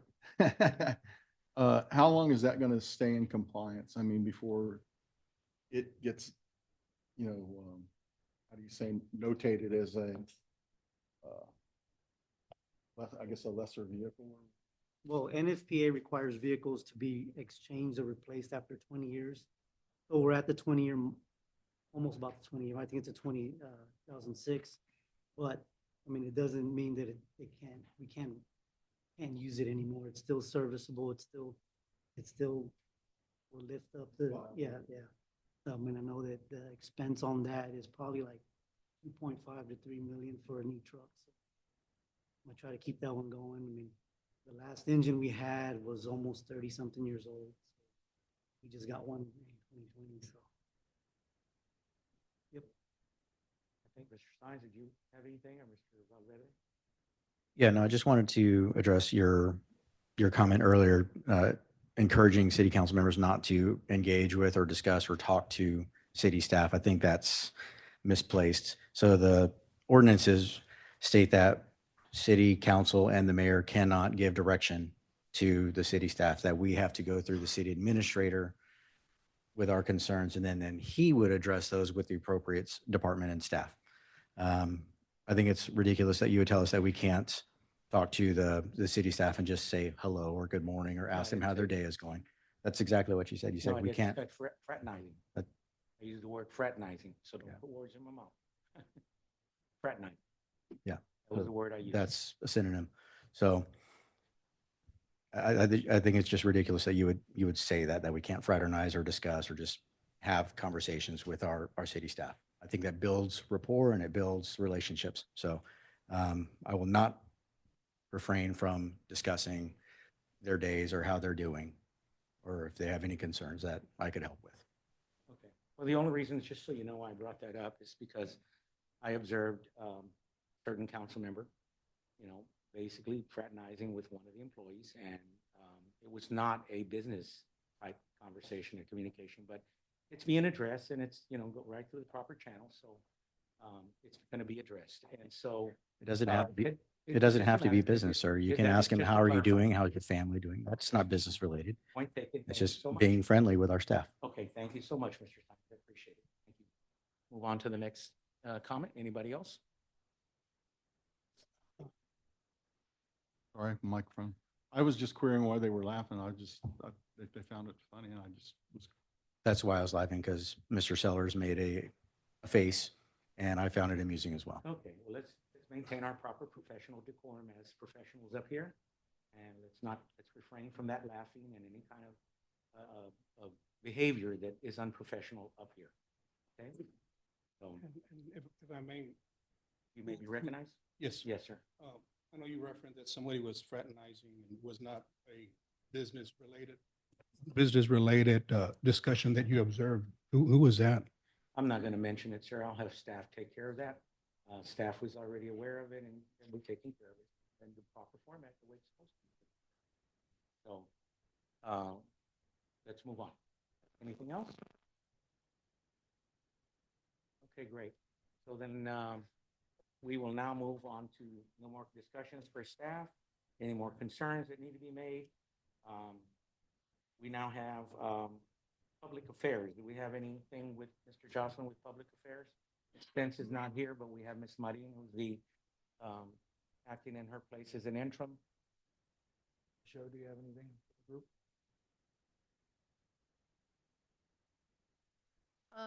No, sir, not at this time, unless you have any questions regarding it. I think the only thing that Mary had brought up was in regards to the Jazz Fest, about keeping it the same this year. If that was something that would be up for discussion, keeping it the same for this year, and then potentially looking at doing a 2-day or other options next fiscal budget year.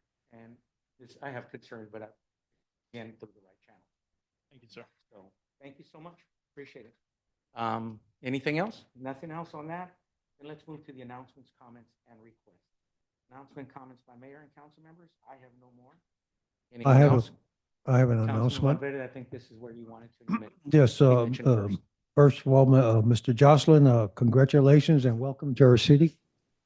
I'm confident that your leadership and skills are going to lead the city in the proper direction. And please don't hesitate to reach out. If you have any questions, I'll be here supporting you until my last day. Thank you. Thank you. Great. Anyone else? Mr. Burton? First, I have a question for Rose. What are the hours for people to be doing construction in residential? So Excuse me, I know, but this is announcements and comments. I know, and it will be. Mr. I'm asking a question first. I believe that the hours are Monday through Friday, 7:30 to 8 PM, and Saturdays, 7:30 to 7 PM, but I can get you that copy of that ordinance tomorrow. Okay, Lisa, I would like to put that on next month's agenda then for work hours in residential. In residential. Yes, sir. Noted. Thank you. Mr. Burton, you had some comments. You were on number 5. The proper venue for that would be number 7. You want to bring that up on number 7? No. Yeah, I know. I was going to correct it as a chair. Thank you. So then on number 7, you can bring that back up. So right now, just the comments. He knows about it, what to do. And just a matter of, number 6, we have, do we have any other comments? Excuse me. By mayor and council member? Councilman Sellers? Go ahead, sir. I'm not sure if this is for Floyd or Andy. In the past, we have talked about temporary dog kennels. And I was visiting the maintenance department the other day, and I noticed that if that was cleaned up, it's in disarray right now. But if it was cleaned up, it's possible that we may be able to put some dog kennels in the back there. We would have to try to minimize the noise if they were just continually barking. The neighbors wouldn't like that. And that's something that we may look into. Also, the building next door to that, we used to rent that out. Now it's just got surplus in there. And the reason I'm bringing this up is in the duties of finance director on number 5, it says to assist in disposal of surplus, obsolete or worn out scrap material at auction, city sales, and other methods. So that's why I'm bringing you into this, and the city administrator bringing you into this, because it says you are to maintain a written inventory of all real property. Okay, so if y'all could go through that building and inventory it, sell whatever we can, and clean that building up and rent it out or utilize, do something with it. So that's what I wanted to bring up. That's all. Thank you, Mr. Sellers. And I think we're on that. Anyone else? Yeah, under announcements. Councilman Licea? Under the sound the alarm function with the American Red Cross on Saturday, they are going to have a combined resource fair where they're going to have different agencies that the community will be able to capitalize on whatever services they have.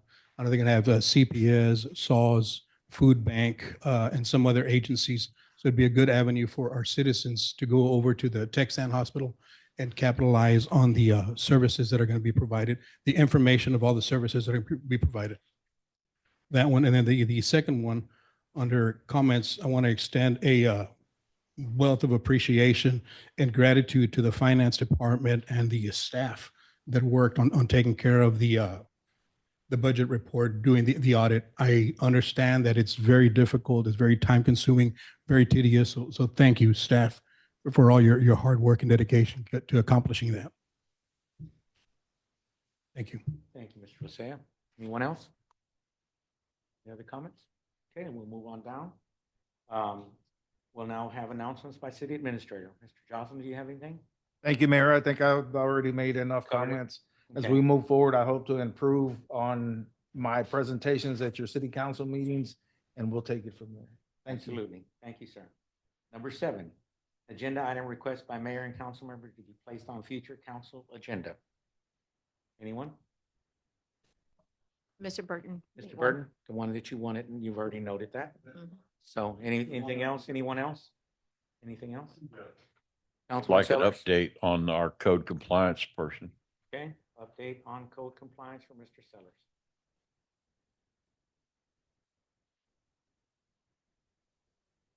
Okay, anything else? All right, we don't have any executive session items that we have, is that correct, Mr. Garza? We will now reconvene in open session. We're not even gonna go in executive. We'll now have a motion for an adjournment. Do we have a motion for adjournment? Motion to adjourn. Second. Burton, second by Mr. Sines.